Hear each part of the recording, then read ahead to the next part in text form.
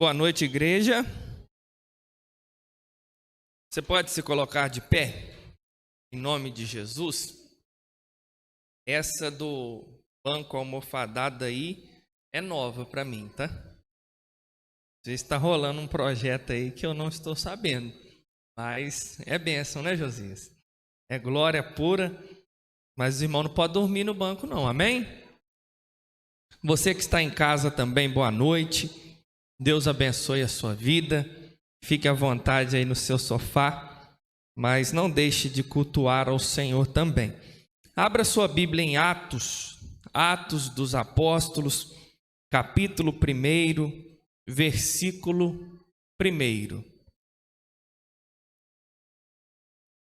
Aproveitando, pastor Marcel não está presente, está pregando na igreja metodista, está lá dando uma palavra ao coração dos irmãos, e nós estamos recolhendo aí os nomes das pessoas que querem participar do curso de membresia.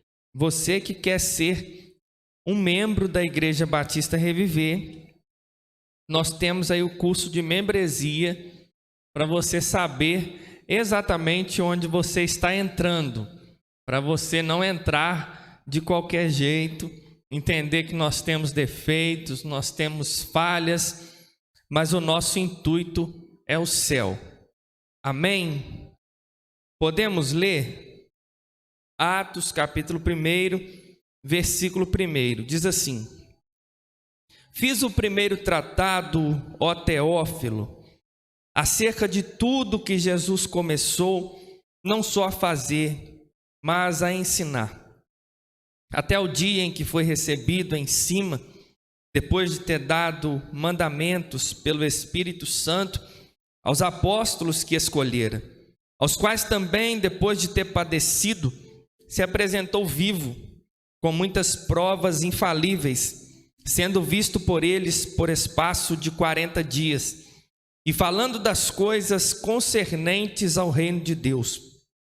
E estando com eles, determinou-lhes que não se ausentassem de Jerusalém, mas que esperassem a promessa do Pai, que disse ele: de mim ouviste. Porque na verdade João batizou com água, mas vós sereis batizados com o Espírito Santo, não muito depois destes dias. Aqueles, pois, que se haviam reunido, perguntaram-lhe, dizendo: Senhor, restaurarás tu neste tempo o reino a Israel?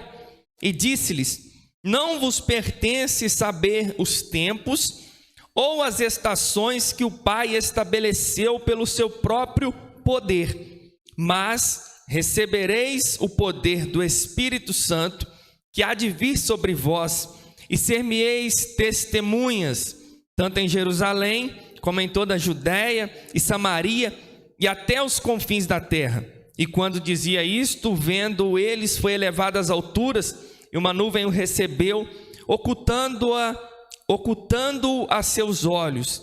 E estando com os olhos fitos no céu, enquanto ele subia, eis que junto deles se puseram 2 homens vestidos de branco, os quais lhe disseram: homens galileus, por que estáis olhando para o céu? Esse Jesus que dentre vós foi recebido em cima no céu, há de vir, assim como para o céu o viste ir. Então voltaram para Jerusalém, do monte chamado das Oliveiras, o qual está perto de Jerusalém, à distância do caminho de um sábado. Feche os seus olhos, deixe a sua Bíblia aberta no banco, e vamos pedir ao Senhor que possa falar aos nossos corações. Deus, muito obrigado, Pai, pela oportunidade de estarmos na sua casa. Deus, se há algo para comemorarmos nesse dia, diante das muitas coisas que podemos comemorar hoje, é que estamos na sua casa. Como, Deus, eu sempre oro, nós poderíamos muito bem estar em outros lugares. Se fosse em outras épocas, talvez nós estaríamos nos bares, nas bocas de fumo, em lugares, Deus, que não agradam ao Senhor. Mas hoje, Deus, aprove ao Senhor estarmos na sua casa, levantando as nossas mãos para podermos adorar e engrandecer o teu santo nome. Obrigado, meu Pai, pelo carinho que o Senhor tem demonstrado conosco. Sentimos, Deus, o Senhor presente aqui enquanto te adorávamos. Sabemos, Deus, que o Senhor também se fez presente enquanto ofertamos, mas também sabemos, Deus, que o Senhor está aqui no momento da palavra. E a minha oração, ó Deus, é que o Senhor fale conosco através da sua palavra.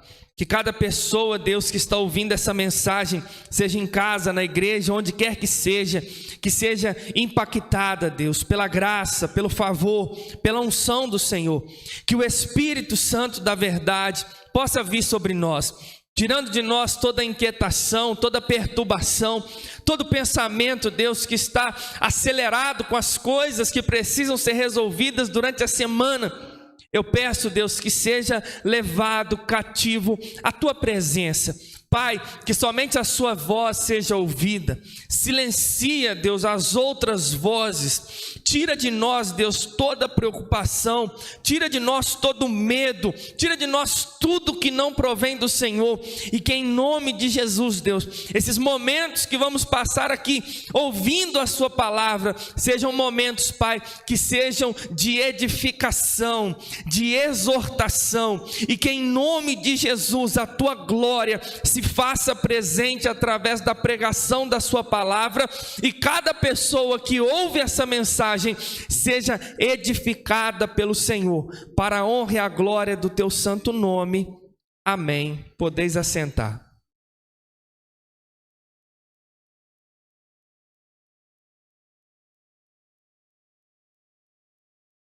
Irmãos, Atos dos Apóstolos, também conhecido como o quinto evangelho, enquanto Mateus, Marcos, Lucas e João contam a história da chegada de Jesus, seu ministério, sua morte e também a sua ressurreição.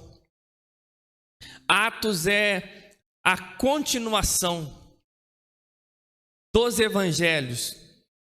É um livro que faz uma ponte entre os evangelhos e as cartas, sejam as cartas de Paulo ou sejam as cartas gerais.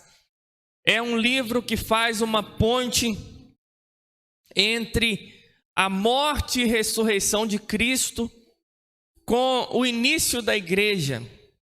Atos dos Apóstolos, também conhecido e melhor designado por alguns como Atos do Espírito Santo, através da vida dos apóstolos. É nesse momento da história que a caminhada dos discípulos começa a ficar séria. É nesse momento da história que a caminhada dos discípulos começa a fazer realmente sentido. Por quê? Porque enquanto eles estavam ao lado de Jesus, Jesus resolvia tudo. Se um demônio manifestava, eles já entendiam, olhavam para o lado, Jesus está aqui. Então, vai lá, Jesus. Se a tempestade se levantava contra eles, por mais que desesperassem, Jesus estava no barco, dormindo, mas estava no barco. E eles acordavam e Jesus resolvia. Quando o problema era a fome, Jesus, nós temos 5 pães e 2 peixes. O que é isso para uma multidão? Nada, mas entregues a Jesus é capaz de alimentar uma multidão. Certa passagem bíblica, eles não tinham dinheiro nem para pagar o imposto. Jesus, o que nós vamos fazer? Vai lá no mar, pesca um peixe, e dentro desse peixe vai ter uma moeda, paga o meu e o de vocês. Irmãos, olhando para o livro de Atos, nós vamos ver que Jesus está subindo aos céus. E é o momento da história onde Jesus já cumpriu a sua missão, ficou cerca de 40 dias na terra, e ele está indo embora, não mais presente fisicamente. E olhando para o versículo 1, se você quiser acompanhar na sua Bíblia, o versículo 1 me chama bastante atenção. Por quê? Porque Lucas, o médico amado, que escreveu Atos dos Apóstolos, ele escreveu para um homem chamado Teófilo, um homem muito amado. Há divergências teológicas de quem é Teófilo, mas isso não nos importa tanto, sendo que a atitude de Lucas é algo que precisa de ser falado para nós nessa noite. Como assim? Ele escreveu um evangelho e depois continuou escrevendo. Isso se chama amizade, isso se chama amor. O desejo de Lucas era mostrar para Teófilo quem era Jesus.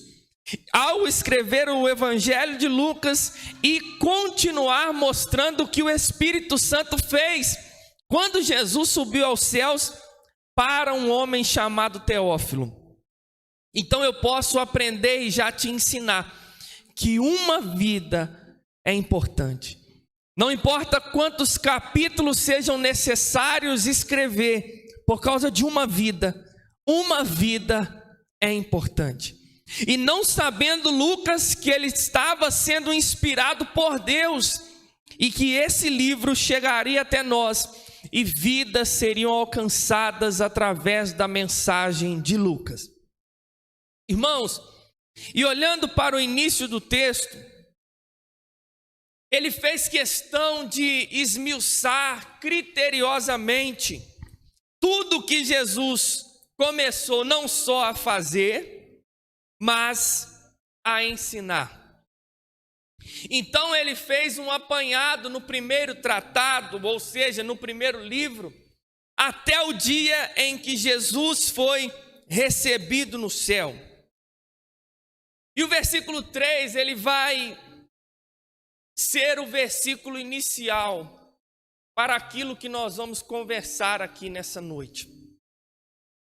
Existem 5 coisas que Lucas quis mostrar para Teófilo, que eu acredito que foi uma grande preocupação de Jesus para seus discípulos.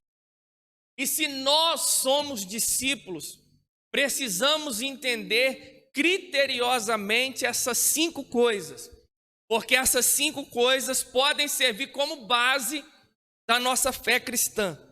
A primeira delas, acompanha no versículo 3, aos quais também, depois de ter padecido, ou seja, depois de ter morrido, se apresentou vivo, com muitas provas infalíveis, sendo visto por eles por espaço de 40 dias, e falando das coisas concernentes ao reino de Deus. A primeira coisa que precisa estar definido na cabeça de um discípulo de Cristo, e nós vemos que Jesus morre e Jesus ressuscita, e ele passa cerca de 40 dias ainda na terra após a sua morte e ressurreição, com o intuito de dar provas infalíveis da sua ressurreição. A primeira coisa que precisa estar cravada no coração de um discípulo de Cristo é que Jesus ressuscitou. Preste atenção nisso. Nós não podemos ter dúvidas quanto à ressurreição de Cristo. O tema ressurreição de Cristo precisa ser uma verdade no nosso coração. Não apenas uma verdade na nossa mente, precisa ser uma verdade no seu coração. A ressurreição de Cristo precisa ser uma verdade na sua vida. O seu estilo de vida precisa ser como Jesus ressuscitou. Porque se eu entendo que ele ressuscitou, automaticamente eu entendo que um dia ele vai vir me buscar. Então, o desejo de Jesus ao longo desses 40 dias, aparecendo e desaparecendo, era mostrar que ele havia ressuscitado. E o desejo dele era não deixar dúvidas quanto a isso. Eu quero que você abra comigo 1 Coríntios capítulo 15. Paulo fez questão de separar um capítulo da sua carta aos Coríntios para falar sobre a ressurreição. 1 Coríntios capítulo 15.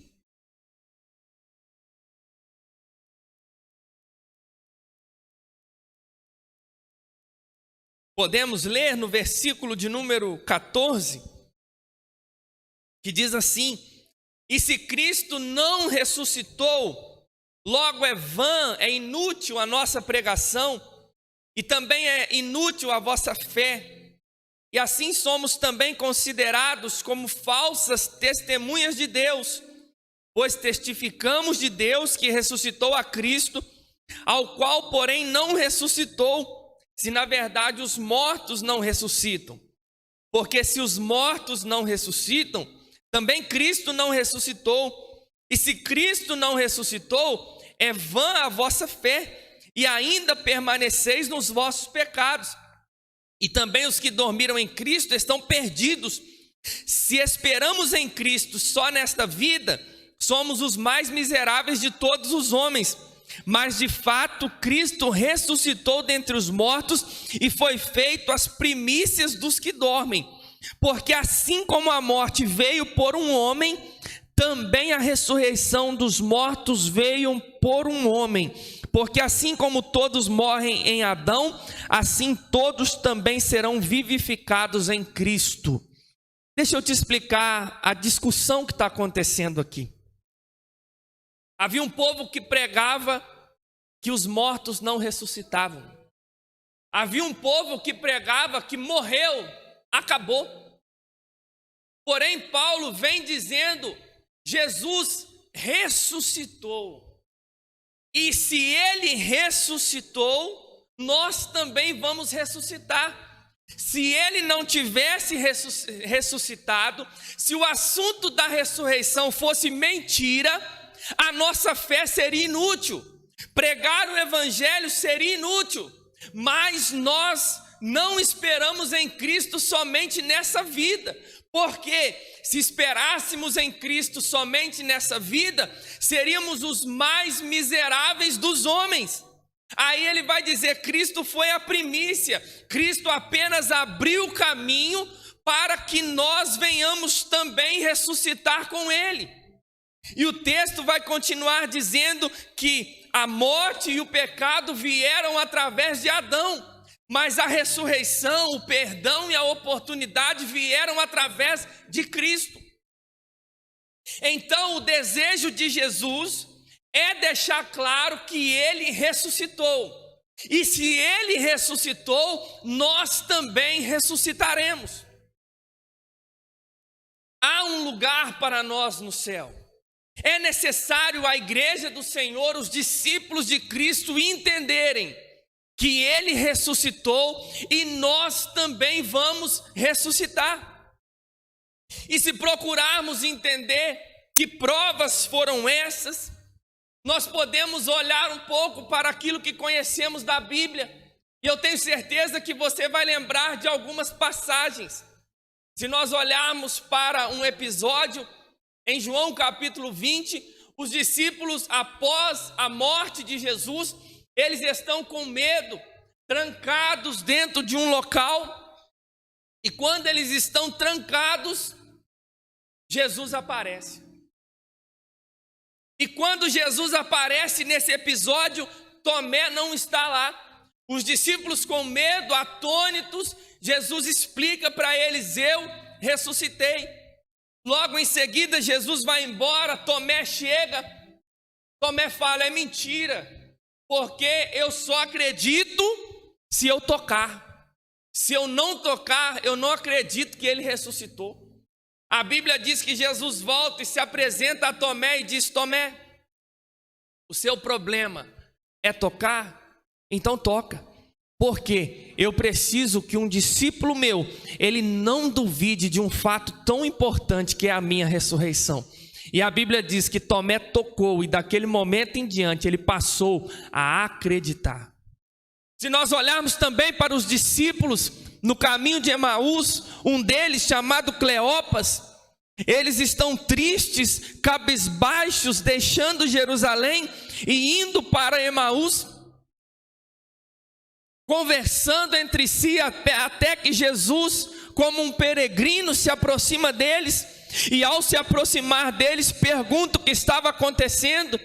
E olha o papo dos discípulos.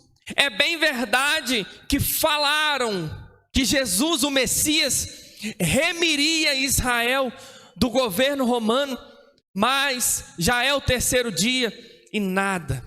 Umas mulheres até falaram que viram ele no túmulo, mas até agora nada. Mas chega um momento que é o partir do pão, eles reconhecem que era ele e ele desaparece. Mais alguns discípulos tiveram certeza, ele ressuscitou. Maria Madalena, lá no sepulcro, não encontrou ele até o momento que ela ouviu dele. Maria, e ela disse Rabone ou Raboni, que significa mestre. E ela tem a prova que ele ressuscitou. Ele apareceu para Tiago, ele apareceu para Pedro, ele apareceu para Paulo. E o desejo de Jesus é que nós venhamos entender um pouco sobre a ressurreição. Cristo ressuscitou. Cristo se entregou pelos nossos pecados. E Cristo virá nos buscar. Só que eu posso aprender que aquele que está em Cristo, ainda que esteja morto, ele viverá. Porque ele ressuscitará no último dia. Mas só vai ressuscitar com Cristo aquele que morreu para si mesmo, aquele que morreu para suas vontades, aquele que morreu para os seus desejos. Marcos 8,34 vai dizer: aquele que quiser vir após mim, negue-se a si mesmo, tome a sua cruz e siga-me. Eu e você precisamos entender que Jesus ressuscitou. E que se ele ressuscitou, brevemente ele virá nos buscar. E eu preciso que você volte para Atos. E durante esses 40 dias, antes da sua ascensão aos céus, ele dá provas infalíveis da sua ressurreição. E fala também sobre o reino dos céus, conversando sobre coisas concernentes ao reino dos céus. Só que o reino dos céus a gente vai abordar daqui a pouco. Eu quero que você acompanhe o versículo 4, que diz: e estando com eles, determinou-lhes que não se ausentassem de Jerusalém, mas que esperassem a promessa do Pai, que disse ele: de mim ouviste. Porque na verdade João batizou com água, mas vós sereis batizados com o Espírito Santo, não muito depois desses dias. A segunda coisa que Jesus quis deixar claro para os seus discípulos, preste atenção: o Consolador viria. A primeira coisa, Jesus ressuscitou. A segunda coisa, o Consolador viria. A nova aliança, o ministério do Espírito seria inaugurado. Vale nós ressaltarmos que Atos 1, versículo 4 e 5 é a mesma citação de Lucas, capítulo 24, versículo 49, que vai dizer: ficai em Jerusalém, até que do alto sejais revestidos de poder. Então, a ordem de Jesus para os seus discípulos era: esperem em Jerusalém, que virá do alto o poder. E o texto no versículo 4 está dizendo: esperem a promessa que de mim vocês ouviram. O Espírito Santo estava para vir sobre a terra. Se nós olharmos no Antigo Testamento, Joel capítulo 2, versículo 28, vai dizer que nos últimos dias derramarei do meu Espírito sobre toda a carne. Havia uma expectativa por parte dos israelitas desse dia, o derramamento do Espírito Santo sobre a terra. Mas se olharmos para João capítulo 14, nós vamos ouvir Jesus dizendo que ele era o caminho, a verdade e a vida, que ele iria para o Pai e ficaria para o Pai, mas não deixaria os discípulos órfãos. O que ele ia fazer? Enviar um outro Consolador. Eu vou cuidar de vocês até certo ponto fisicamente, eu vou estar com vocês até certo ponto fisicamente, mas vai chegar uma hora que eu vou me retirar e eu vou passar vocês para o cuidado de outro Consolador, o Espírito da verdade, como a gente canta, que o mundo não pode receber, e ele vos fará lembrar de tudo aquilo que eu vos ensinei. Então havia uma expectativa da vinda do Espírito Santo. E quando Jesus sobe aos céus, ele vai dizer: fiquem em Jerusalém, até que do alto vocês sejam revestidos de poder. Ele está falando: não saiam de Jerusalém, não vão, esperem, fiquem em Jerusalém. Sem o Espírito Santo não vai. Esperem a vinda do Consolador. E a Bíblia diz em Atos 2 que eles estavam reunidos orando e de repente veio um som como de um vento e as línguas foram repartidas e o Espírito Santo veio sobre eles. O ministério do Espírito veio sobre eles. João batizava com água, mas eu vos batizarei com o meu Espírito. Muito mais apenas que o falar em línguas, mas ter o Espírito morando dentro de vocês. O que Jesus quis mostrar com isso é que o ministério do Espírito Santo seria inaugurado.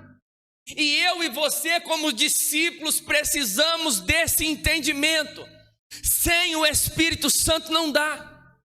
Sem o Espírito Santo habitando dentro de nós, não somos capazes de perceber a obra de Cristo, a obra redentora de Cristo. Só é possível através do Espírito Santo. É Ele que nos capacita a perdoar. É Ele que nos capacita a fazer aquilo que nós não queremos fazer de forma humana. É o Espírito Santo que nos capacita a orar, porque nós não sabemos orar como convém, mas Ele intercede por nós com seus gemidos inexprimíveis. É o Espírito Santo que te consola quando você acha que está tudo perdido. É o Espírito Santo que te consola quando você acha que está tudo acabado. É o Espírito Santo que te ajuda na santificação quando o pecado está querendo tomar conta de você. É o Espírito Santo que fala ao seu coração, dizendo: essa é a decisão correta de ser tomada. É o Espírito Santo que te mostra a vida de pecado que você está vivendo. E é o Espírito Santo que te capacita a vencer a vida de pecado que você está vivendo. Jesus quis deixar claro que sem o Espírito Santo não dava. E o Espírito Santo desce exatamente num momento. Que momento? Em que eles estavam orando, em um momento em que eles estavam buscando. O que eu posso te dizer, que o Espírito Santo se revela para quem busca. O Espírito Santo se revela para quem ora. O Espírito Santo fala com quem dá tempo para ouvir a Ele. Eles estavam reunidos no templo e o Espírito Santo veio e encheu aquela casa, encheu com um propósito.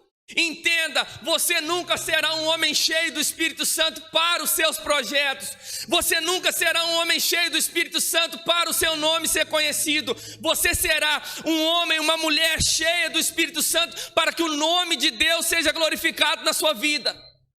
E só é possível sermos cheios do Espírito Santo se entendermos quem Ele realmente é. E o que verdadeiramente é o Espírito Santo. Em momentos ele vai aparecer com barulhos, em outros momentos com choro. Mas o que importa não é se é barulho, se é choro ou como ele vem. O que importa é se verdadeiramente ele governa o seu coração. Porque o Espírito Santo precisa direcionar a nossa vida.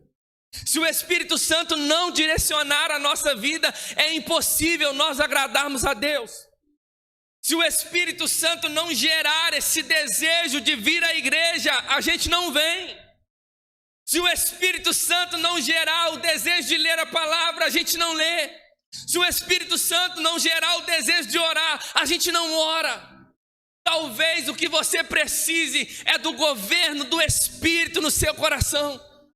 A religião, ela nos leva, ela nos impulsiona, ela nos faz como robôs, mas o ministério do Espírito é um ministério onde ninguém precisa me forçar, mas o próprio Espírito fala comigo: Everton, não está certo, Everton tem que fazer isso, Everton, você não pode ficar sem isso, Everton, tal lugar não é legal. Esse é o ministério do Espírito. E Jesus quis mostrar que os discípulos precisariam desse revestimento do Espírito.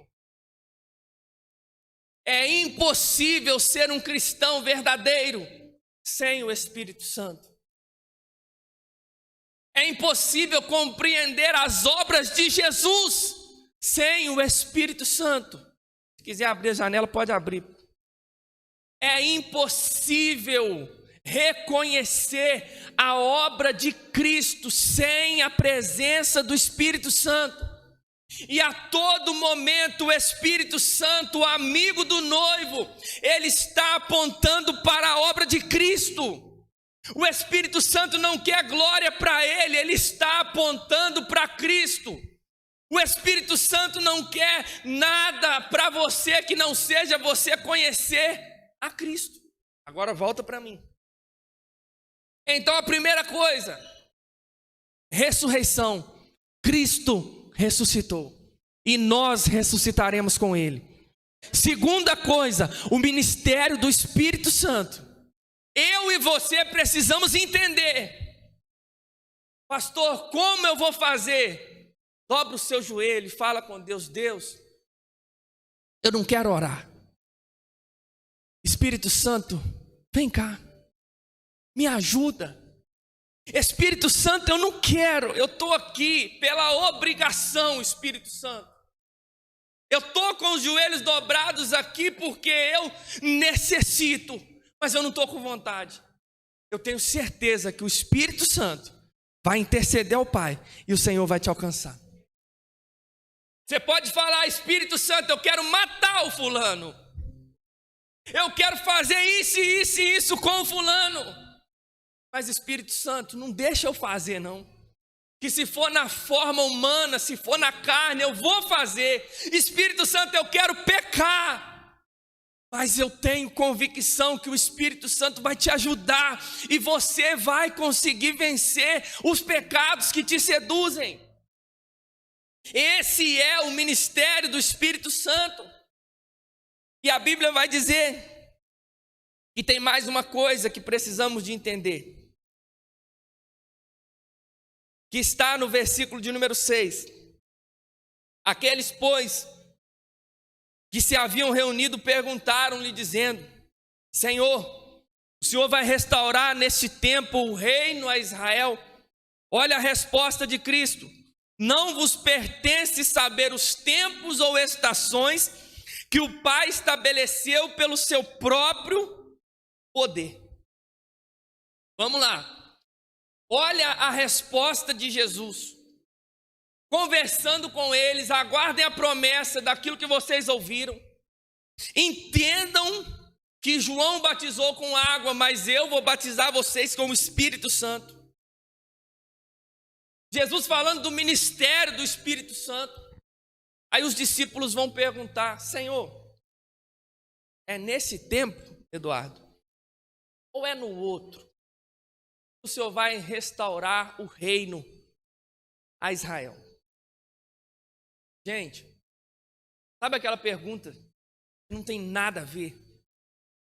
Jesus está ensinando algo tão precioso: a descida do Espírito Santo, a ressurreição. Jesus está ensinando sobre bases de fé nesse momento. Aí os discípulos querem saber se o reino vai ser estabelecido a Israel ou não. Vai ser agora ou vai ser depois? Deixa eu te contar o contexto histórico para você entender a pergunta dos discípulos. Israel nesse tempo está escravizado pelo Império Romano. Eu acredito que você já viu escrito na Bíblia sobre Zaqueu, sobre Mateus, publicanos, cobradores de impostos, considerados pelos israelitas como inimigos. Por quê? Porque eles trabalhavam como cobradores de impostos para entregar dinheiro dos israelitas para os inimigos romanos. Então Israel está sobre o domínio romano nesse tempo. O desejo de cada israelita é que chegue o dia em que o domínio romano fosse lançado por terra. Existe uma profecia, se eu não me engano, em Êxodo, aonde Deus diz para Moisés: eu vou levantar um homem semelhante a você, e ele vai livrar Israel do domínio da escravidão. Ou seja, havia uma expectativa da vinda do Messias. Havia uma expectativa da vinda de Cristo, o Filho de Deus, o Emanuel. A virgem conceberia e daria à luz a um filho, e ele seria chamado Maravilhoso, Conselheiro, Deus Forte, Pai da Eternidade e Príncipe da Paz. Ou seja, os israelitas olhavam e pensavam assim: vai chegar um dia que o Filho de Deus vai vir e vai cuidar da gente, e a gente vai governar o mundo inteiro. Só que Jesus veio de uma forma diferente. Eles esperavam um rei que vinha sobre um tanque de guerra, talvez, que vinha sobre carros e cavalos, mas o rei Jesus, ele vem sobre um jumentinho. Eles esperavam talvez um rei como Davi, que veio para conquistar. Mas Jesus veio sem beleza, sem aparência, e não fizemos dele caso algum. A terceira coisa que eu preciso te ensinar é uma compreensão correta do reino de Deus. Jesus passa 40 dias falando sobre o que, pastor? Sobre dando provas incontestáveis da sua ressurreição. E a segunda coisa, falando de coisas concernentes ao reino de Deus. Jesus começa seu ministério dizendo: arrependei-vos, porque é chegado o reino dos céus. E Jesus termina seu ministério terreno dizendo: o reino dos céus precisa de ser bem compreendido. Por quê? No reino dos céus as coisas são diferentes. No reino humano, o melhor é o que conquista, o melhor é o que ganha, o melhor é o que faz, o que acontece. Mas no reino dos céus não. Aquele que quiser ser o maior, que ele sirva a todos. Aquele que quiser crescer, que ele diminua. No reino dos céus, aquele que quiser ganhar, ele tem que perder. Um lado, a face ferida, revidar na mesma moeda, não, dar o outro lado. Esse é o reino dos céus. No reino dos céus não é eu que mando, é Jesus que manda. No reino dos céus eu vou perder a minha vida para poder ganhar. No reino dos céus eu tenho verdadeiramente que perdoar. Pastor, mas fulano me fez raiva. Amém. Perdoe. Porque se você não perdoar, você não vai ver o reino dos céus. Pastor, mas eu estou com dificuldades, de lutas, fulano me faz muita raiva, em mim também. Mas você tem que perdoar, porque o reino dos céus é perdão. A oração do Pai Nosso vai dizer: perdoa as nossas dívidas. Ou seja, Jesus está ensinando, dizendo: já pede perdão perdoando. Perdoa as nossas dívidas, como nós perdoamos a quem nos tem ofendido.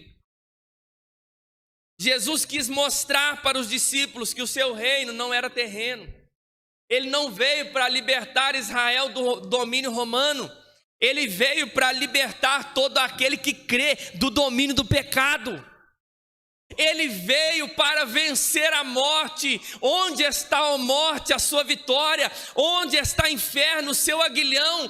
A morte foi vencida, o pecado foi perdoado e nós estamos em paz com Deus se crermos verdadeiramente em Cristo Jesus.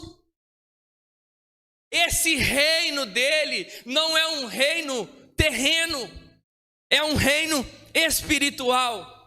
Não é um reino apenas de uma região de Israel, não. É para todas as nações. Não é um reino parado em Israel, não. É um reino que se movimenta e alcança a cidade de Miraí. Esse é o verdadeiro reino dos céus. E os discípulos queriam saber quando que ele iria restaurar o reino a Israel. Só que ele está mostrando que mais importante do que a escravidão temporária, mais importante do que ser escravizado pelo Império Romano, é ser livre do domínio do pecado. E coisa linda é conforme o Hélio falou, eu deito, e pego no sono, sabe por quê? Porque Deus está cuidando de mim.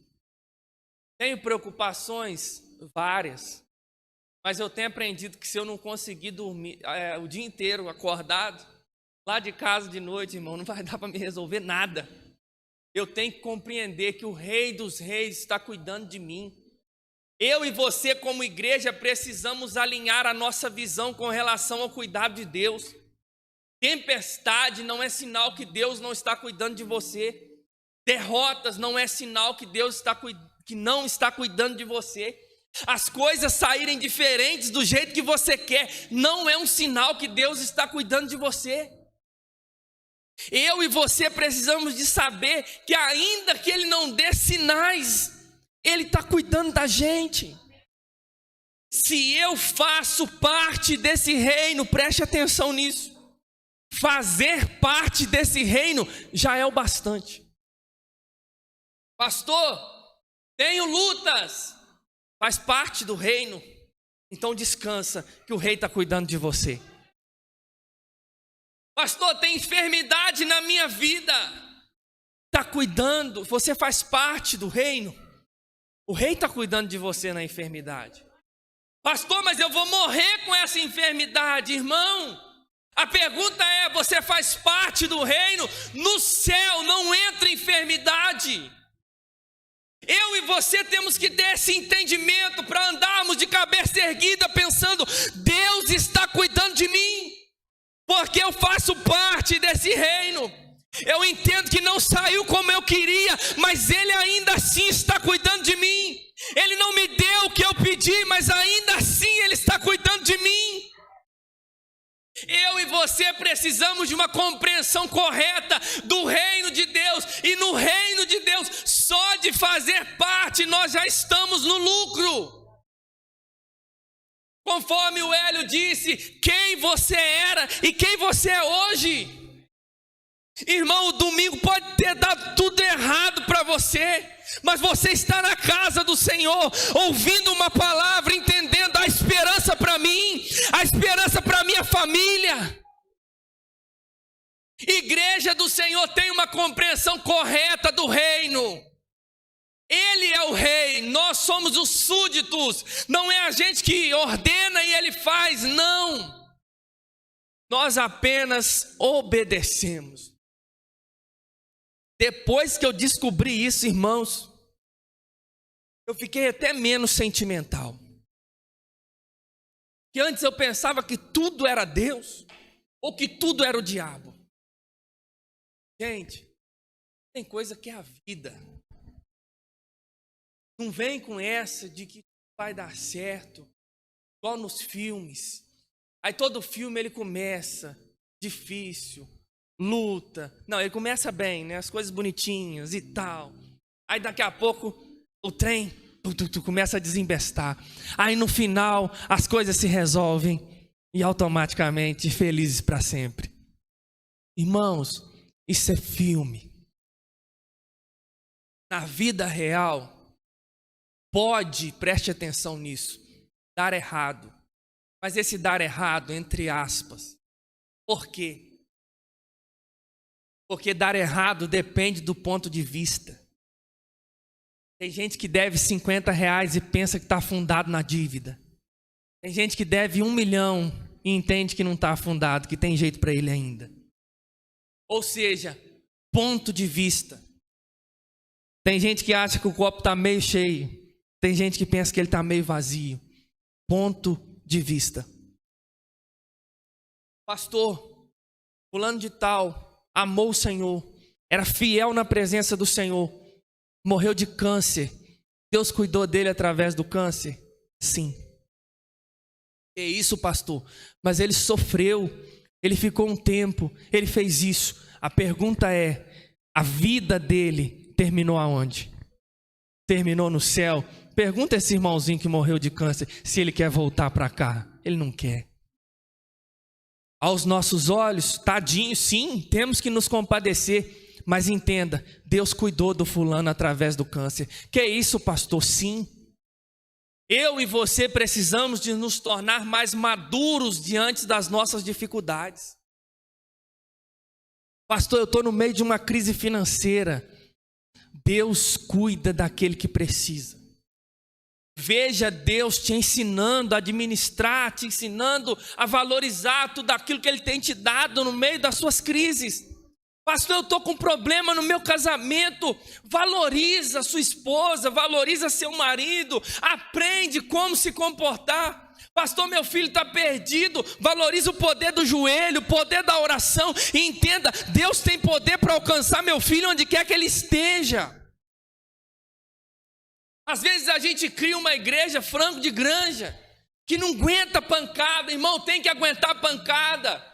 Deus pode fazer? Pode, mas se Ele não fizer, o céu está nos esperando. Deus pode restaurar? Pode, mas se Ele não restaurar, o céu está te esperando. Igreja, vamos viver com esse pensamento, uma compreensão correta. E se Deus não quis fazer, Ele não quis. Mas a gente orou. Eu preguei esses dias, Davi orou pelo filho que estava morrendo. Irmãos, sabe o que aconteceu? Deus matou o menino. Falou, não vai viver e pronto. Enquanto o menino estava vivo, Davi jejuou, Davi orou, Davi fez e aconteceu. Mas quando falaram para ele, o menino está morto, Davi se levantou e foi comer. Perguntaram para ele, que é isso, Davi? Ele falou assim, enquanto eu podia fazer algo, eu fiz. Deus quis assim. Sabe o que é isso? Deus é soberano. Deus quis assim, igreja, entenda isso. Existem coisas que é Deus que quer. E contra isso não dá para lutar. Quem que a gente tem que fazer? Sacudir a poeira e prosseguir. E entender, o rei é Ele, o dono de tudo é Ele. E ainda bem que Ele se revelou a mim. Então tenha, igreja, uma compreensão correta do reino. A quinta coisa, a quarta coisa. Aí Jesus vai dizer assim, mas, ou seja, conjunção adversativa, dizendo, apaga o que foi dito aí em cima, apaga o que vocês perguntaram. Mas recebereis o poder do Espírito Santo, que há de vir sobre vós, e ser-me-eis testemunhas, tanto em Jerusalém, como em toda a Judéia e Samaria, e até os confins da terra. Preste atenção. Jesus está dizendo para os discípulos que eles não precisariam se preocupar Com quê? Com estações, como o reino seria devolvido a Israel ou não, que eles receberiam poder. Não era um poder político, não era um poder governamental, era um poder espiritual. Ao descer sobre vós, de onde era essa fonte de poder? Do Espírito Santo. Para quê? Para testemunhar. Jesus quis deixar claro para os discípulos, antes da sua subida aos céus, que eles receberiam poder do Espírito Santo, com um propósito: rodar? Não. Gritar? Não. Chorar? Não. Ficar famoso? Não. Eles receberiam poder para testemunhar. Irmãos, uma testemunha é alguém pronto a testificar aquilo que viu e ouviu. Eles receberiam o Espírito Santo para serem capacitados a dizerem: eu tenho certeza. Eu não consigo mostrar com palavras o que ele fez, mas eu tenho certeza. Ele realmente ressuscitou. Ainda que alguém diga, ele não existe, ele não veio à terra e ele não ressuscitou, é mentira. Porque eu tenho convicção que algo aconteceu aqui dentro. A palavra grega para testemunha é a mesma palavra grega para Marte. Ou seja, eu não tenho culpa se eu vi, mas se eu vi, eu morro pela verdade que eu vi. Igreja, se você viu, se você conheceu, você precisa testemunhar. Teve um acidente de moto recentemente e me perguntaram: você viu? Realmente eu não tinha visto. Falei assim: eu não vi, graças a Deus. Eu não vou precisar testemunhar, porque eu não vi. Eu cheguei depois, eu falei: eu cheguei depois, quando eu vi, já estava todo mundo no chão. Mas tinha um outro amigo que tinha visto. Perguntaram para ele: você viu? Ele falou assim: eu vi. Ele falou: então me dá os documentos, que você vai ter que testemunhar o que você viu. Ou seja, quem não vê, não precisa testemunhar. Mas quem vê, não tem como não testemunhar. Porque esse poder é poder para ter foco. Entender o reino da forma correta. Esse poder é para chegar como Pedro chegou diante de situações e dizer: podem me matar, mas ele ressuscitou. Paulo dizer: podem arrancar a minha vida, a minha cabeça, o que for necessário, mas ele ressuscitou. Eu vi, e se eu vi, não tem como eu correr. O que eu vi é verdade, ele existe, ele ressuscitou. Igreja, precisa estar claro no nosso coração: vocês vão receber poder ao descer sobre vós o Espírito Santo. Para quê? Para ser testemunha. Receber o Espírito Santo para ter capacidade de perdoar. Receber o Espírito Santo para dizer não para o pecado. Receber o Espírito Santo para poder mostrar o que aconteceu verdadeiramente no seu coração. Deixei de ser humano? Não. Mas aconteceu alguma coisa aqui dentro. E Deus é tão perfeito, Jesus é tão perfeito, que ele vai dizer assim: e ser-me-eis minhas testemunhas em Jerusalém. Ótimo. Aí ele vai falar assim: Samaria. Você conhecer um pouquinho da história, os judeus não se davam com os samaritanos. E o Espírito vem, Eduardo, para quebrar os paradigmas, para mostrar que pelo Espírito nós somos capacitados a vencer qualquer barreira. Pelo Espírito somos capazes de perdoar. E se necessário for, somos capazes de morrer. Pelo Espírito eu fico olhando para o Luciano e para a Tatiele, deixar uma vida aqui na igreja, uma vida bem resolvida em Deus, uma vida bem resolvida na profissão, e entender: Deus está me chamando para o campo missionário. Irmãos, pastor, Deus vai me chamar para o campo missionário? Não sei. Se Ele te chamar, é melhor você ir. Mas existe um campo missionário também do lado da sua casa. Seu vizinho, o pessoal da sua célula. Isso que o Espírito Santo vem e nos dá essa capacitação. E a última para nós encerrarmos. Versículo 9. Quando dizia isto, vendo eles, foi elevado às alturas, e uma nuvem o recebeu, ocultando-o a seus olhos. Estando com os olhos fitos no céu, enquanto ele subia, eis que junto dele se puseram 2 anjos, ou 2 homens vestidos de branco, os quais disseram: varões galileus, por que estáis olhando para o céu? Esse Jesus que dentre vós foi recebido em cima do céu, há de vir, assim como para o céu o vistes ir. Irmãos, a quinta coisa que Jesus quis deixar claro nesse texto, quando ele está subindo aos céus, ele está deixando a seguinte mensagem: eu venci. Irmãos, a ascensão de Jesus é triunfante. Normalmente os seres humanos vão embora da terra num caixão. Por quê? Não são capazes de vencer a morte.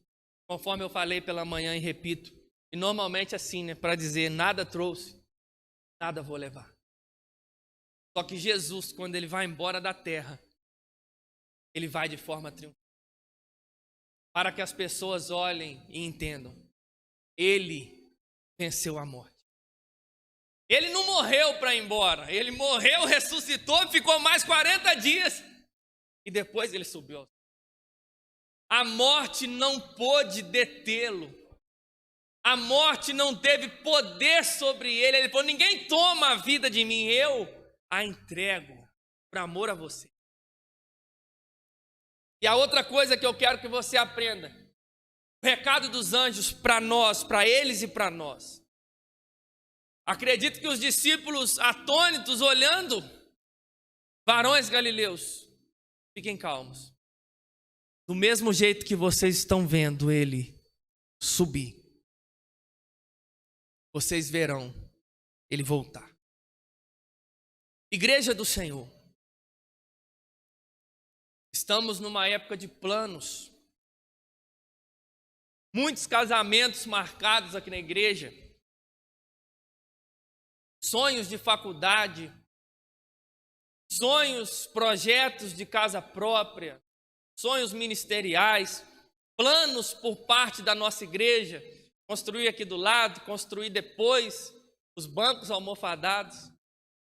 Só que preste atenção nisso. Jesus está voltando. Jesus quis deixar isso claro.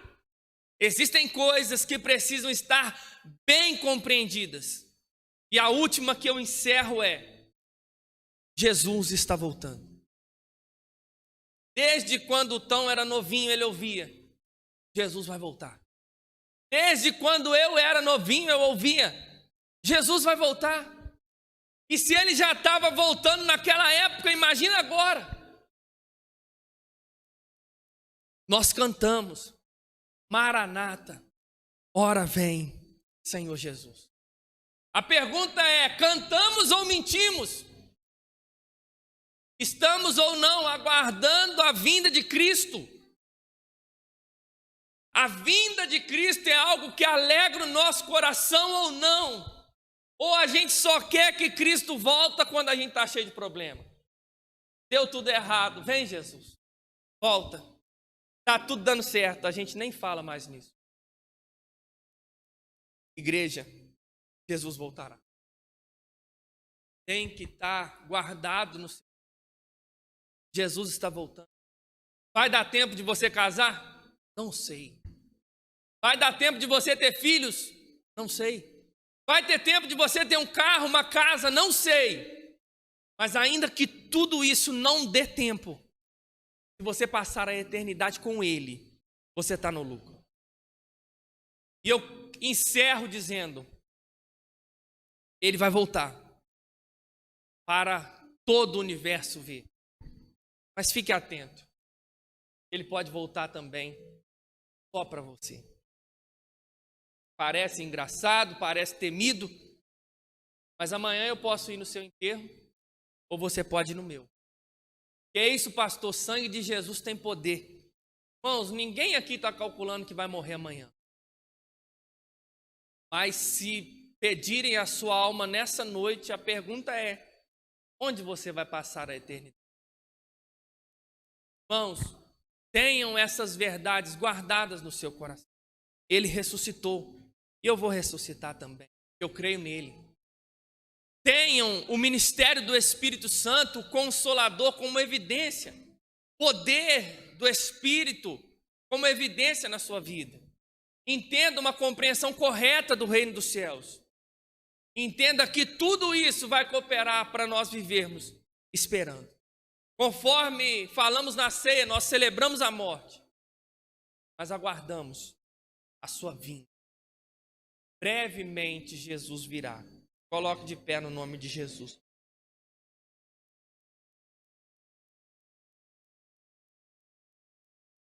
Jesus virá. Vivendo dessa forma, vai ficar mais fácil. Jesus vai vir nos buscar, irmão. Talvez você está chorando. Jesus vai enxugar dos seus olhos toda a lágrima. Esse corpo que pede o pecado, ele não vai pedir. Nós viveremos em um corpo glorificado. Esse corpo que cansa, que passa aperto para vir na oração, ele não vai ter cansaço mais, porque nós viveremos glorificados. Vamos orar? Pai,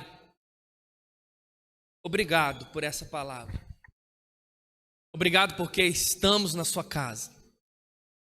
Obrigado por sermos integrantes do teu reino. E obrigado também porque o teu reino está com as inscrições abertas nessa noite. Pai, seja adorado nesse lugar. Seja engrandecido. Eu não sei como cada um entrou por essas portas. Eu não sei, Deus, como cada um que ouve essa mensagem está. Mas uma coisa eu sei. Essas verdades precisam ser cravadas no nosso coração. E eu oro por isso.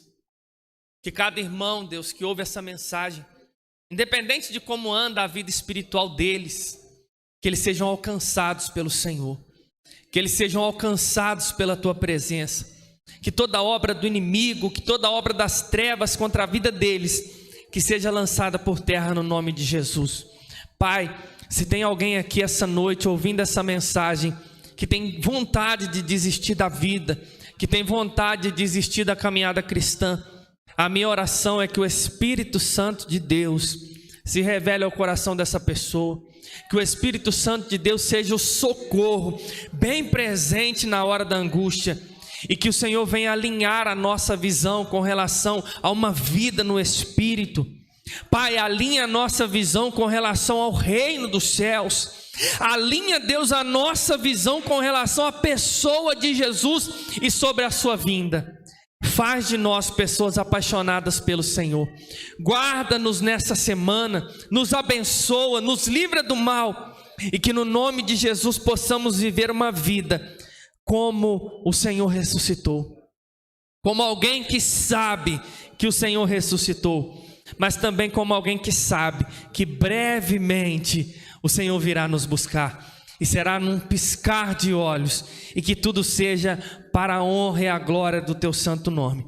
É isso que nós oramos e te agradecemos em nome de Jesus. Estenda suas mãos para cá, que o grande amor de Deus Pai, a graça salvadora do nosso Senhor e Salvador Jesus Cristo, a doce consolação do Espírito Santo esteja sobre a sua vida, sobre a sua família e sobre todo o povo de Deus espalhado sobre a face da terra.